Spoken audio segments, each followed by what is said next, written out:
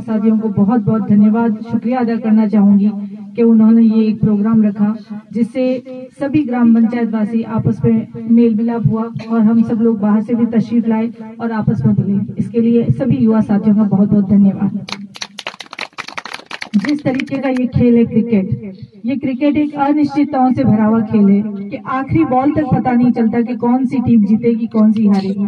वैसे ही हमारा जीवन है, आखिरी पल तक हमें पता नहीं लगता कि क्या होने वाला है क्या नहीं होने वाला। जो इंसान किसी भी खेल को नियत भावना से, अच्छी भावना से और अच्छी नियत से खेलेगा तो निश्चित रूप से वो आगे बढ़ेगा। ऐसे ही अपने जीवन में भी हम अच्छी नियत से और अच्छे भावना रखते हुए आगे बढ़ेंगे तो निश्चित रूप से आगे बढ़ेंगे। तो मेरा आप युवा साथियों को यही एक कहना है कि जिंदगी में कुछ भी करें, नियत और समय, इन दो चीजों पे बहुत ध्यान दें, क्योंकि ये जो आज हमारे पास समय ये कल नहीं आने वाला। इस समय को इतना पकड़ लीजिए, इतना इस समय को अपने अनुसार ढाल लीजिए कि समय आगे नहीं आप आगे जाए।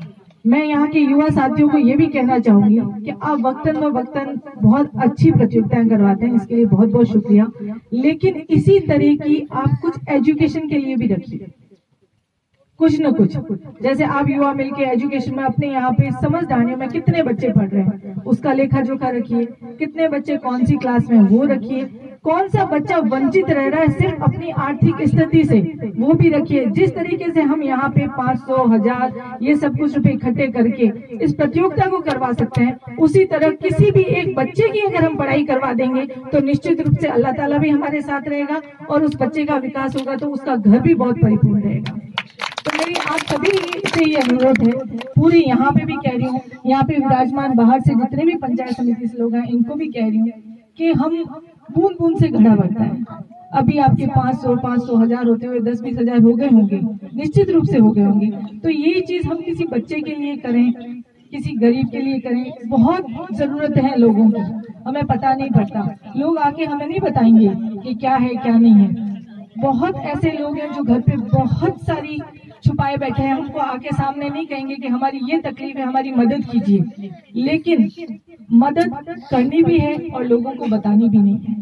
इस तरीके की अगर युवा साथी और बुजुर्ग मिलके कोई एक कार्यक्रम कर लें हर पंचायत में, तो निश्चित रूप से मैं कह रही हूँ कि न तो कोई इंसान किसी चीज से वंचित रहेगा, न कोई बच्चा शिक्षा से वंचित रहेगा। तो आपसे मेरी ये गुजारिश है कि इस तरीके की कोई मुहिम छेड़िए और इस तरीके का कोई प्रोग्राम रखिए। बच्चियां भी यहाँ पे पढ़ रही हैं, कुरान शरीफ काफी बच्चों ने पढ़ा है। मैं यहाँ से सदर साहब को कहना चाहूंगी कि जब भी बच्ची कोई कुरान आमीन कर ले तो मुझे इतला जरूर करे, क्योंकि एक बार मैं उन बच्चों से मिलना चाहूंगी, क्योंकि उन्होंने वो कर दिखाया है जो किसी ने नहीं किया। वो कुरान शरीफ पढ़ेगी तो उनके माँ बाप को दुआएं मिलेंगी।